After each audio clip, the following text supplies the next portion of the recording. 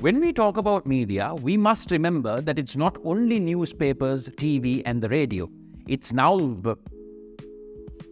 everything. We have moved from the industrial age to the information age, which is why media literacy is so important today. In Sri Lanka, we can separate mass media into 4 main categories: TV, print, radio, and online. And in order to understand the influence of media on our perceptions, beliefs, and attitudes, we need to understand who is the media and who owns it. In Sri Lanka, we have private media and state media. Private media refers to media that is funded by an individual or group. This is media for profit. And so private media companies make money from advertisements, sponsors, and the sale of their publications. Alright, let's take a look at state media. State media, also known as government media, is media that is owned and editorially controlled by the state. State-owned media typically carries information regarding the actions of the government and will often reflect the government's position on particular issues.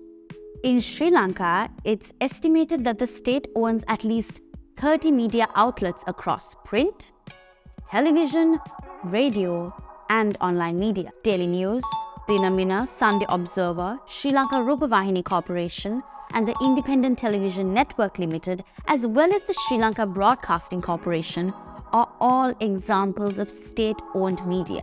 But because there is no pressure to generate revenue, state media can promote their ideologies and their regime through self-serving coverage. Like when they identified a peaceful protest as a beach party.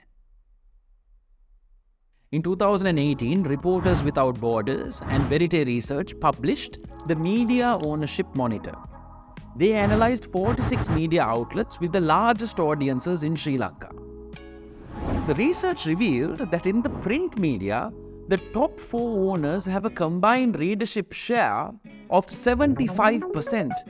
Now, that means that the country's media market is highly concentrated.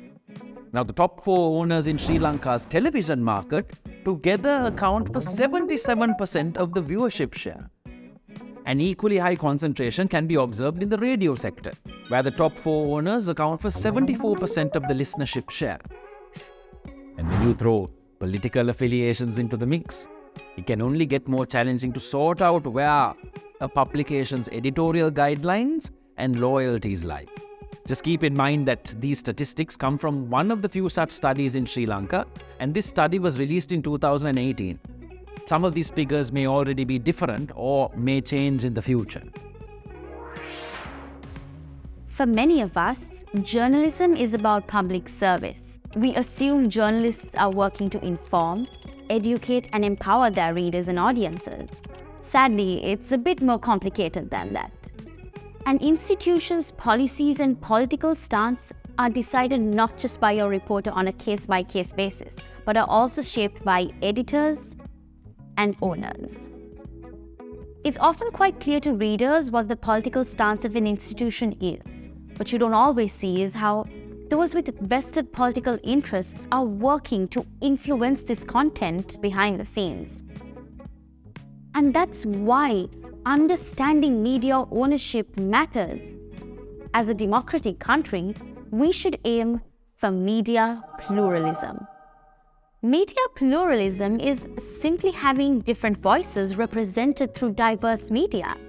It is also the coexistence of different and diverse media and media support. Article 19 of the Universal Declaration of Human Rights stresses that the right to free expression and the free flow of information is only possible if society has free access to a multitude of media, and if society has a free choice between different media outlets. So having a diverse and competitive media landscape is a key ingredient in a strong democracy and allows for more accountability and a balance of opinions. Knowing about the ownership of the media outlets you watch, read, or listen to will help you analyze why information is presented in a particular way, why certain opinions are included, and what their purpose is. So, how does media work? How do they inform, influence, or entertain us? Stay tuned to find out, folks.